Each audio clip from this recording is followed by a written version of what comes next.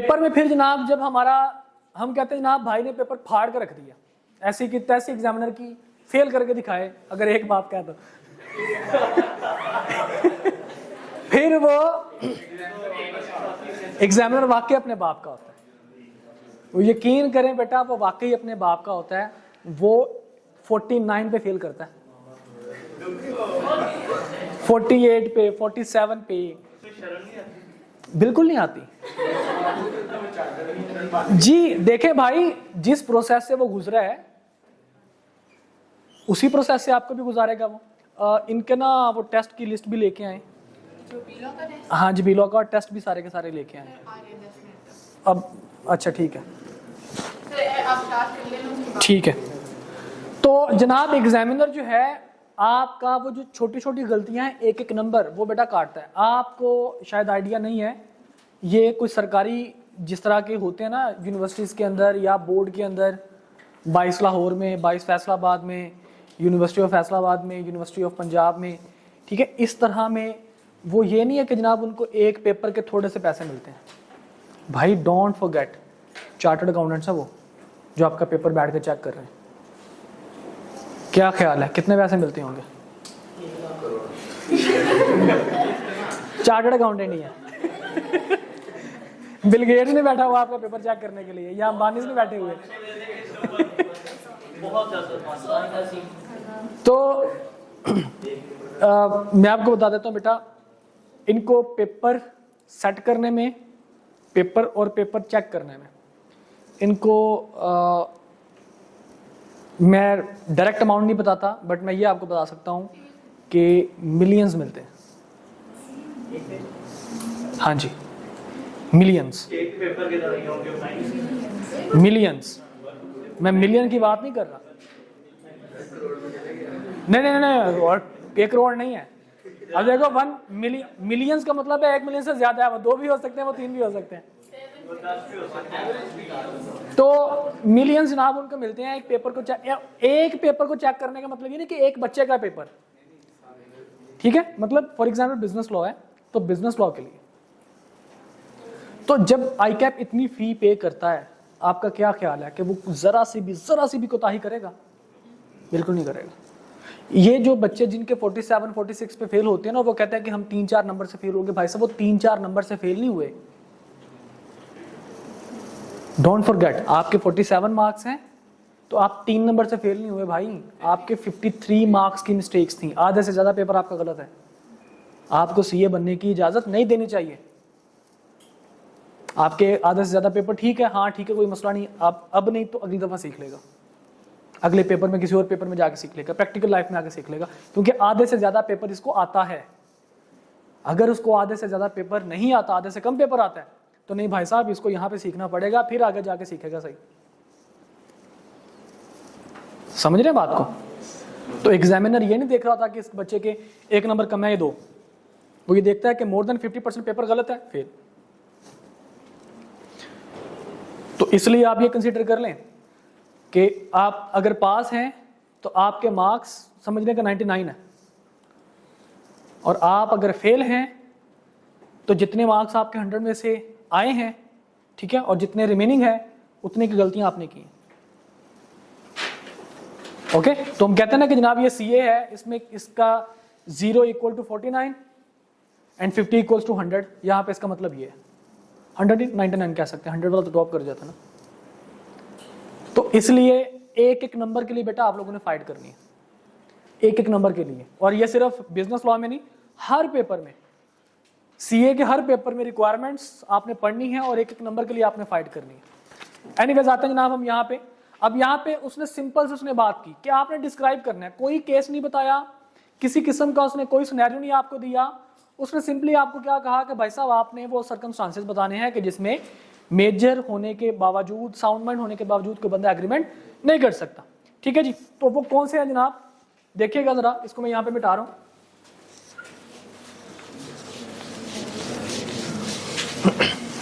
आपने जो बुक में पढ़ा हुआ था वही आपने यहाँ पे लिख देना है, लाइक दिस के क्वेश्चन नंबर 5 है जी। A person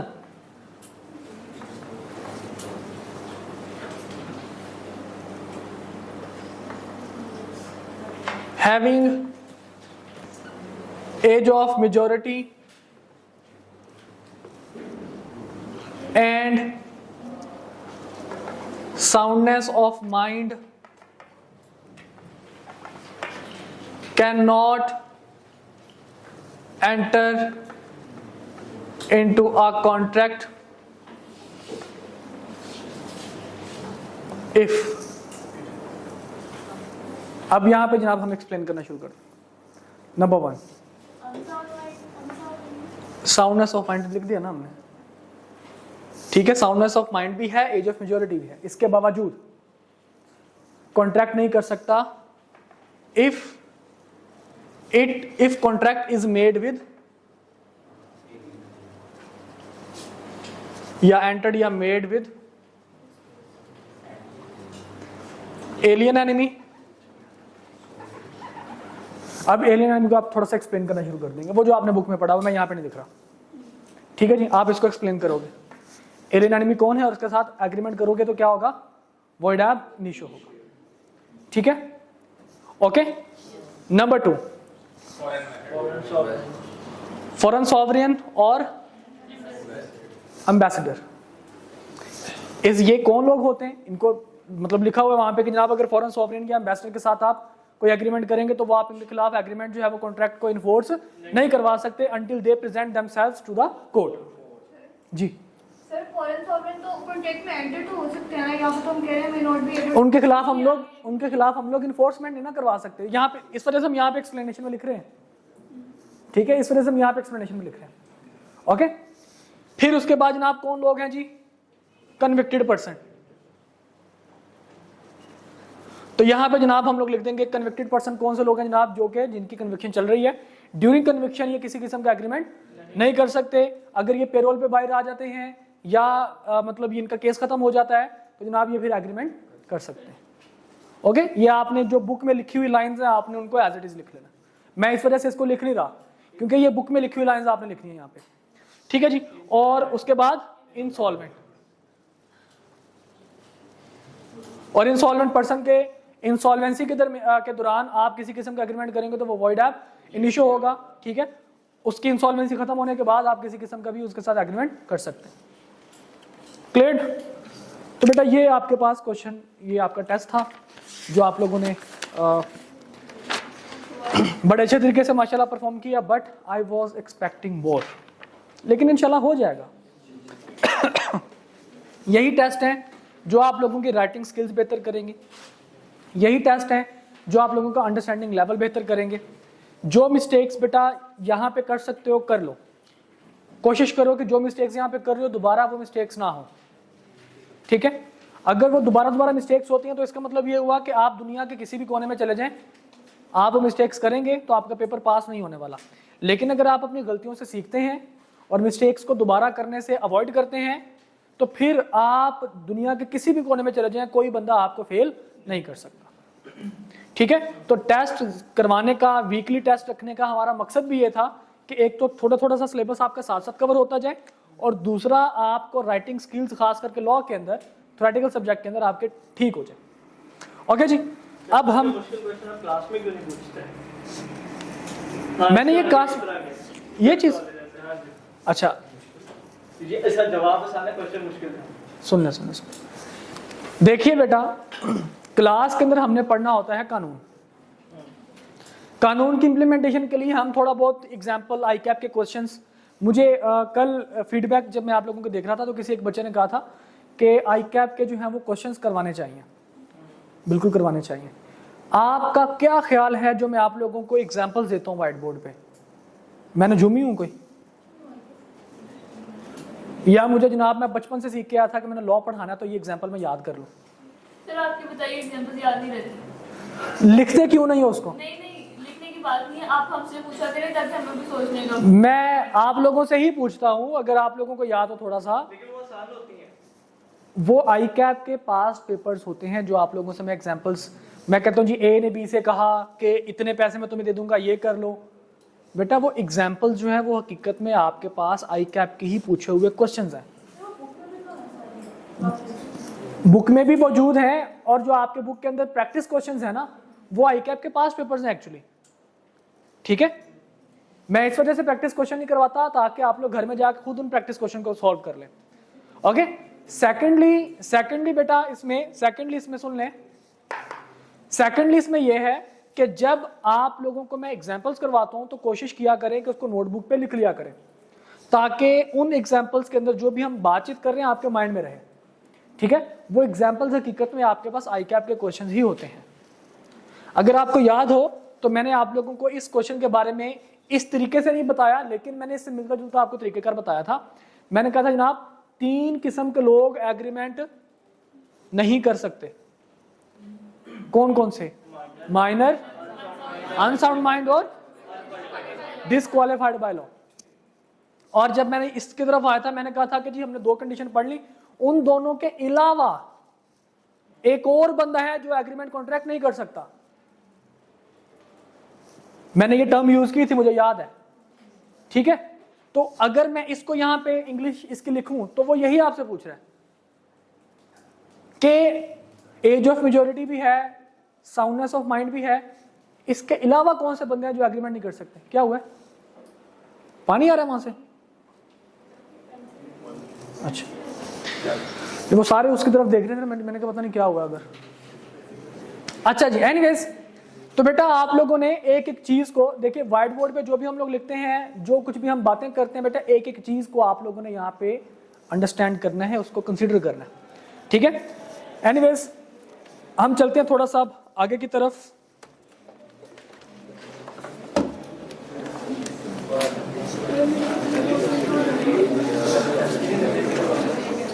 मिटा दो बेटा इसको।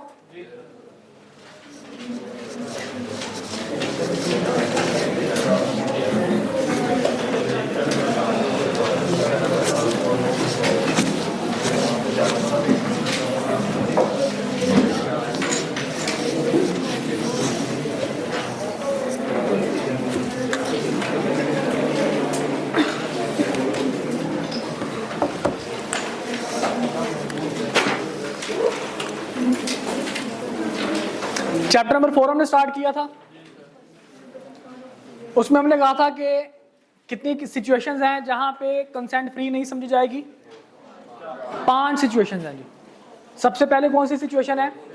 कोर्शन, उसके बाद अनड्यू इन्फ्लुएंस, उसके बाद फ्रॉड, उसके बाद मिस रिप्रेजेंटेशन और लास्ट में मिस्टेक।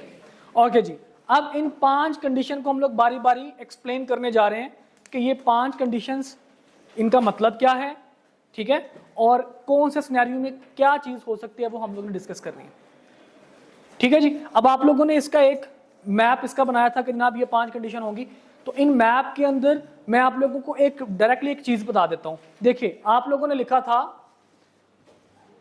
सबसे पहले कोर्शन, उसके बाद लिखा अनड्यू इन्फ्लुएंस, फिर आपने लिखा fraud, misrepresentation, mistake.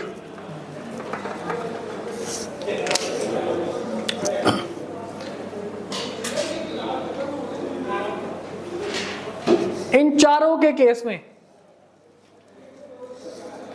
Coercion, undue influence, fraud, misrepresentation, इन चारों के केस में अगर यह साबित हो जाए कि कंसेंट जो है वो इन 4 चीजों की मदद से ली गई है, तो कॉन्ट्रैक्ट होगा वॉइडेबल। कॉन्ट्रैक्ट क्या होगा? वॉइडेबल होगा। डिटेल में डिस्कस करेंगे इसको। अगर कंसेंट हासिल की गई कोर्शन से, साबित हो गया कोर्ट में, तब भी कॉन्ट्रैक्ट वॉइडेबल। अगर कंसेंट हासिल की गई, चेंज ना करें, बार बार ना इसको हिलाएं, कोई मसला नहीं। कॉन्ट्रैक्ट अगर साबित हो गया कि जनाब अनड्यू इन्फ्लुएंस के जरिए कंसेंट ऑब्टेन की गई है, तब भी जनाब कॉन्ट्रैक्ट आपके पास क्या हो जाएगा? वॉइडेबल। इसी तरह अगर फ्रॉड के साथ की गई है तब भी कॉन्ट्रैक्ट वॉइडेबल, मिस रिप्रेजेंटेशन है तब भी कॉन्ट्रैक्ट वॉइडेबल। लेकिन अगर मिस्टेक हो जाए तो मिस्टेक की बेस पे कॉन्ट्रैक्ट या तो वॉइड होगा या फिर वैलिड रहेगा। ठीक है जी। मिस्टेक की बेस पे या तो कॉन्ट्रैक्ट वॉइड होगा या फिर वैलिड रहेगा। ठीक है जनाब, इन चारों के बेस पे कॉन्ट्रैक्ट सिंपली क्या डिक्लेयर हम लोग कर देंगे जनाब, कॉन्ट्रैक्ट क्या हो गया, वॉइड हो गया, वॉइडेबल हो गया। ठीक है जी। अच्छा अब जरा इनको डिटेल में देखें। मैंने इस वजह से आपको लिखवाया ताकि आपके माइंड में ये चीज रहे कि इनमें क्या बेसिकली जो कॉन्ट्रैक्ट की जो स्टेटस है कॉन्ट्रैक्ट का उनमें क्या फर्क है। अच्छा जी, वॉइडेबल का मतलब जानते हैं ना आप लोग। ओके जी, अब जरा मैं डेफिनेशन की तरफ आता हूं, इसको बता दूं। हम बात करते हैं जनाब सबसे पहले कोर्शन। कोर्शन की डेफिनेशन मैं एक दफा बुक से पढ़ता हूं, बुक से पढ़ने के बाद आप सबके सामने आई होप कि बुक ओपन होगी, अगर नहीं है तो फिर भी कोई मसला नहीं, आप मेरी बात ध्यान से सुन लें। क्वेश्चन की डेफिनेशन पढ़ते हैं, ठीक है, उसके बाद हम लोग इसकी जरा एक्सप्लेनेशन देखते हैं। देखिए बेटा, कल मैंने क्वेश्चन की डेफिनेशन बताते हुए आपके साथ मैंने एक बात डिस्कस की थी, क्या आप कोई ऐसा काम करें जिससे कानून ने मना किया हुआ आपको, या काम करने की धमकी दें, ठीक है जी, या फिर किसी बंदे को या उसकी प्रॉपर्टी के ऊपर नाजायज कब्जा कर लें, या किसी बंदे को अगवा कर लें, इस मकसद के साथ कि वो बंदा आपके साथ कॉन्ट्रैक्ट कर ले, इसको हम लोग क्या कहेंगे, कोर्शन। आपने मूवीज अगर आप अक्सर देखते होंगे तो जनाब, देखते हैं कि नहीं देखते मूवीज, नहीं देखते, वेरी गुड।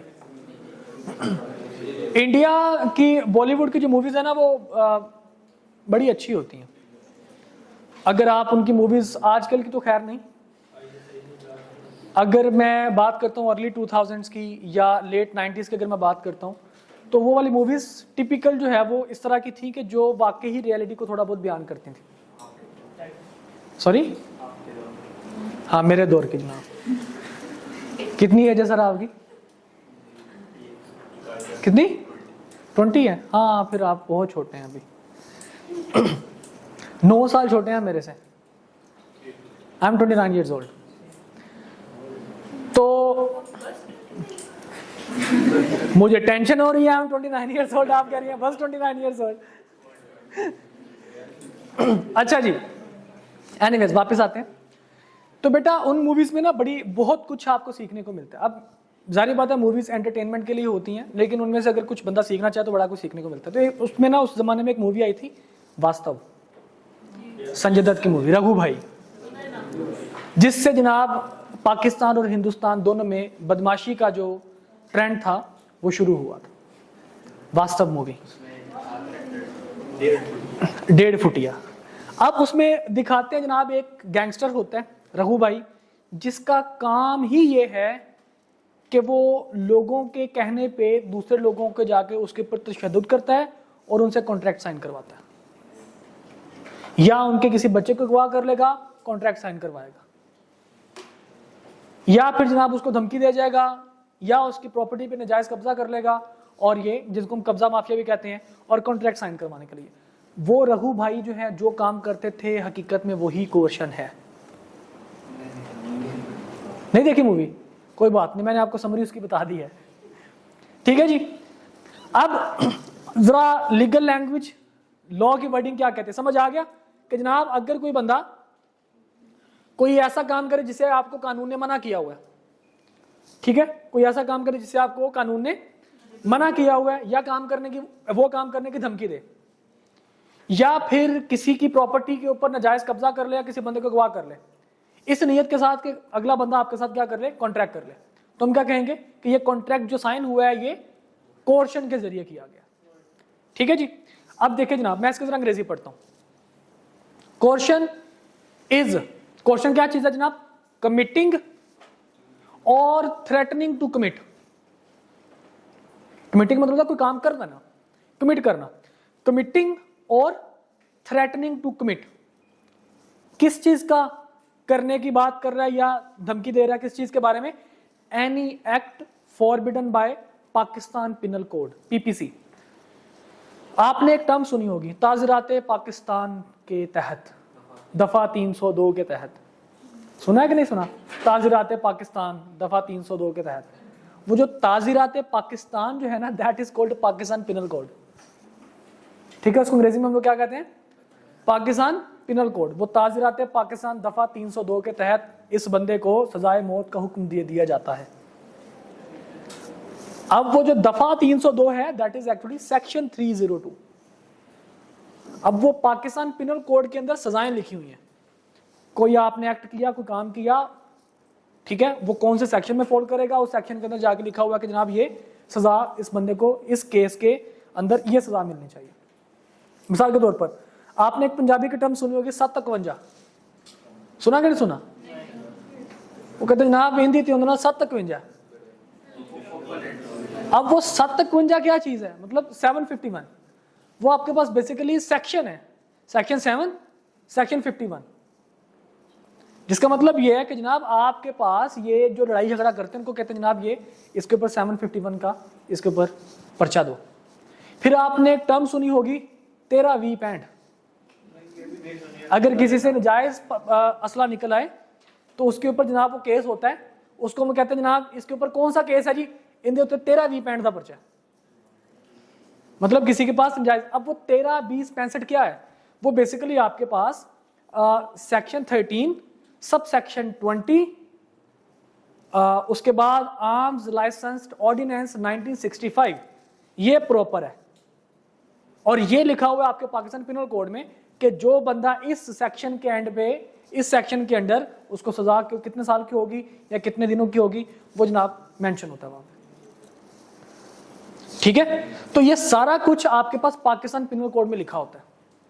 तो वहां पे कहता है जी पाकिस्तान पिनल कोड में जिस चीज से मना किया गया हो, मतलब जिसकी सजा हो, पाकिस्तान पिनल कोड में वो तमाम चीजें लिखी होंगी कि जनाब जिनमें आपको सजा मिलती है। तो कहता है जनाब कोई भी ऐसा काम जिससे आपको सजा मिल सकती हो, मतलब कानून ने मना किया कि ये काम ना करना, करोगे तो सजा मिलेगी, उस काम को करना या उसको करने की धमकी देना। मिसाल के तौर पर मैं कहता हूं जनाब मैं किसी बंदे को कोई बंदा कहता है जनाब मैं फलां बंदे को जो है वो उसका मर्डर कर दूंगा, तुम्हारी ऐसे की तैसे तुमने प्रॉपर्टी ना ट्रांसफर की बेटा, तो फिर तू जिंदा नहीं रहता। अब किसी को जान से मारना ये कानून मना करता है उससे कि अगर किसी को तुमने जान से मारा तो मैं क्या करूंगा, मैं तुम्हारे ऊपर सेक्शन 302 अप्लाई कर दूंगा, ठीक है। एक सिद्धू मूसेवाला का गाना बड़ा मशहूर हुआ था 295 जी, वो क्या है 295 वो भी कोई सेक्शन जी, वो इंडियन पिनल कोड के जो है वो आईपीसी उसके अंदर जनाब वो आपके पास सेक्शन 295 है और पाकिस्तान में भी है वो सेक्शन 295। सच बोलेगा तो लगे 295, जब करेंगे तरक्की पुत हिट मिलोगी।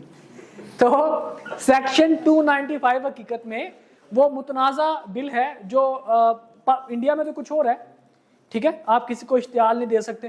तो यहाँ पे भी ऐसे है, लेकिन ये जरा मजहब से रिलेटेड होता है कि गुस्ताखी जिसको हम लोग कहते हैं, ठीक है जी। तो वो सेक्शन 295 उस जुमरे में आता है। एनीवेज ये सारे के सारे सेक्शंस उनकी सजाएं पाकिस्तान पिनल कोड में लिखी हैं। तो कहते हैं जनाब पाकिस्तान पिनल कोड जिस चीज से मना करे वो काम करना या काम करने की धमकी देना। उसके बाद जी और क्या काम है जी, और या फिर द अनलॉफुल डिटेनिंग, कब्जा कर लेना, गैर कानूनी कब्जा, अनलॉफुल डिटेनिंग और थ्रेटनिंग टू डिटेन, या कब्जा करने की धमकी देना। अब कब्जा करने का मतलब अगर प्रॉपर्टी है तो उसके ऊपर कब्जा, अगर बंदा है तो उसका अगवा करना, ठीक है जी। और अनलॉफुल डिटेनिंग और थ्रेटनिंग टू डिटेन किस चीज को, any property to the prejudice of any person. Prejudice का मतलब होता है किसी को नुकसान पहुंचाना, ठीक है, नुकसान पहुंचाना, prejudice of any person whatever with the intention of causing any person to enter into a agreement, an agreement। किस नियत के साथ डिटेन करना, किस नियत के साथ धमकी देना, किस नियत के साथ जनाब अगले बंदे को नुकसान पहुंचाने के वाला काम करना, किस नियत के साथ, इस नियत के साथ कि अगला बंदा क्या कर ले, आपके साथ कॉन्ट्रैक्ट कर ले, ठीक है जी। इंशाल्लाह हम इसको कल यहीं से कंटिन्यू करेंगे, ओके। और इसके साथ हम लोग इंशाल्लाह आगे चलेंगे।